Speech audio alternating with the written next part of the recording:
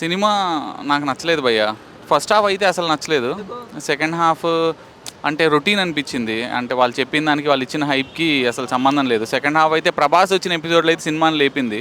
So cinema intention బాగుంది. మంచి cinema తీయాలి, దేవుడి సినిమా తీయాలి, లొకేషన్‌లు చూపించాలి అని వాళ్ళు అనుకున్నది నచ్చింది. కానీ సినిమా అంత నచ్చలేదు నాకు ఓవరాల్‌గా. డిసప్పాయింట్‌మెంట్.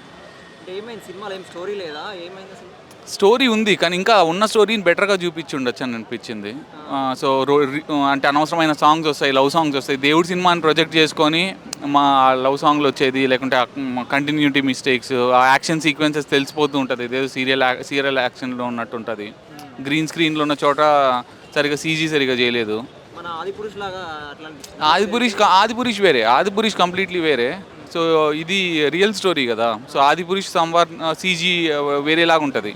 కొంచెం ఆ టైప్ అనిపిస్తా ఉందంటూ అంటారు అందరు. కొంచెం అట్లేం అనిపించలేదు. సీజీలో అయితే సీజీ తెలిసిపోతుంది, సీజీ సరిగా లేదు.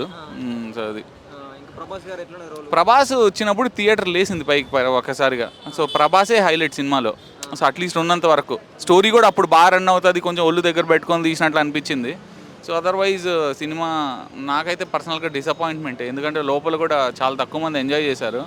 సో ఎఫర్ట్ కనిపించింది, సినిమా తీయాలి, మంచి సినిమా తీయాలి అని అయితే అనిపించింది. వాళ్ళు కొంచెం ఒళ్ళు దగ్గర పెట్టుకునే తీశారు కానీ స్టోరీ టెల్లింగ్లో, ఆ క్యారెక్టర్స్లో, లొకేషన్స్లో ఆ న్యాచురాలిటీ మిస్ అయింది.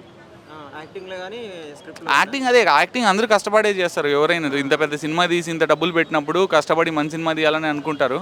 సమ్వేర్ అయితే ఆడియన్కి ఎంతవరకు రీచ్ అయింది అనే దగ్గర కొంచెం మిస్ కొట్టింది అని అనిపించింది అంతే. మరి ఇట్లా ఎవరు బాగా న్యాయం చేశారు అనిపించింది మీకు మొత్తం? అంటే డైరెక్ట్ నాకు అన్నిటికన్నా ఎక్కువ మ్యూజిక్ పర్లేదు అనిపించింది. బ్యాక్గ్రౌండ్ కొన్ని చోట్ల అయితే ఆ దేవుడి పాటలు, ఆబ్వియస్లీ మనకు దేవుడి పాటలు హై లెవెల్ కోరస్లో అయినప్పుడే ఒక హై వస్తుంది. సో శివుడి పాటలు కాబట్టి ఆ మ్యూజిక్ చాలా వరకు న్యాయం చేశాడు. అది కూడా అన్ని చోట్ల అని చెప్పలేము.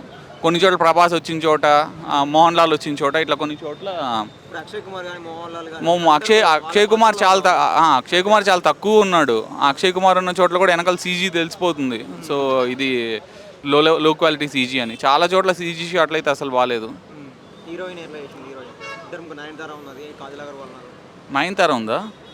కాజల్ అగర్వాల్ నయనతార కాజల్ అదే శివుడి భార్య పార్వతీదేవి క్యారెక్టర్. సో అంటే ఇంకంతే ఏం చెప్తాను, లైక్ చూసి వచ్చిన వాళ్ళని అడగాలి. ఇంకా మిగతా వాళ్ళు వస్తున్నారు కదా, సో వాళ్ళ ఒపీనియన్ కూడా తెలిస్తే మీకు డీటెయిల్డ్ రివ్యూ తెలుస్తుంది.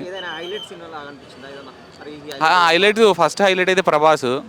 సో అదొకటే అనిపించింది నాకు. మిగతా వాళ్ళందరినీ పోస్ట్గా పెట్టినట్లు అనిపించింది. సో వాళ్ళ క్యారెక్టర్లో అంటే మిగతా అందరూ నాకు ఎవడు ప్రభాస్ తప్ప ఇంకెవడు